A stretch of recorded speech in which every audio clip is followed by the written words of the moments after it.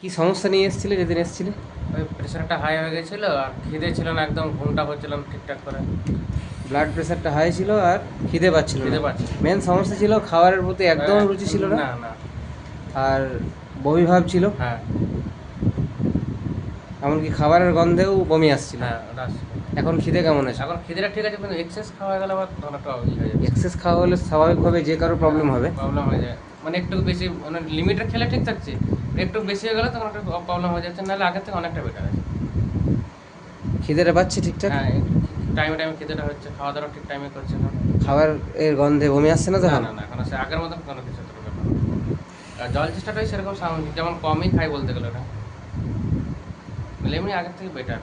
I recorded this case and uploaded in the social platform, that means in Facebook and in YouTube channel. The case was of colchicum. কেন colchicum সেটা আমি আলোচনা করেছিলাম আগের ভিডিওতে। Total loss of appetite, nausea even due to smell of food, খাবারের গন্ধে বমি আসছিল, তার সঙ্গে বমি ভাব এমনিও ছিল, একদমই খিদে ছিল না, তার সঙ্গে মাথা ঘোরাচ্ছিল এবং ব্লাড প্রেশারটা হাই ছিল। These all were the symptoms in that time when patient had came to me at the date of on the date of 27th March 2026, মানে আজ থেকে প্রায় 4 আর 8 12 দিন আগে। আজকে 8 তারিখ হলো, 8 এপ্রিল। আমার কাছে এসেছিলো পেশেন্ট 27th মার্চ। তো এই যে 8 দিন মাঝে আরেকবার ওষুধ দিয়েছিলাম, আমি কলচিকাম 200 দিয়েছিলাম। ফার্স্টলি আমি কলচিকাম 30 রেকর্ডিং করেছিলাম, যেটা কলচিকাম 30 দেবো বলেছিলাম, বাট 30 ছিল না আমার কাছে, ভুল করে 30 বলেছিলাম, দিয়েছিলাম আমি 6। তো কলচিকাম 6 দিয়েছিলাম, রেকর্ডিংয়ে কিন্তু 30 বলা হয়েছিল আগে রেকর্ডিংয়ে। তো কলচিকাম 6 দিয়েছিলাম, তারপর 2 দিন পর কলচিকাম 200 দিয়েছিলাম, and the result is hair.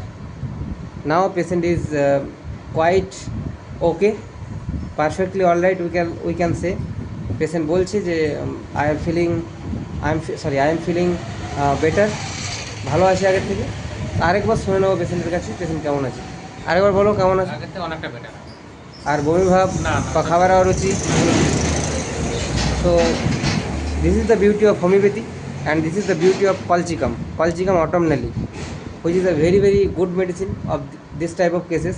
এই ধরনের যদি কারো টোটাল লস অফ অ্যাপিটাইট বা টোটাল অ্যানোরেক্সিয়ার কেস হয়, বা তার সঙ্গে বমি ভাব থাকে, এই ধরনের কেসগুলোতে কিন্তু colchicum one of the best medicine in homeopathy. এই সমস্ত জায়গাতে আরও যে সমস্ত ওষুধগুলো এসে থাকে, ইভিকাক আসতে পারে, নাগসবিকা, কার্বোভেজ, লাইকোপোডিয়াম, এই সমস্ত ওষুধগুলো কিন্তু খুব গুরুত্বপূর্ণ কয়েকটি ওষুধ। আর্সেনিক। তো কলচিকাম দিয়েছিলাম এবং রেজাল্ট দেখালাম। Thank you.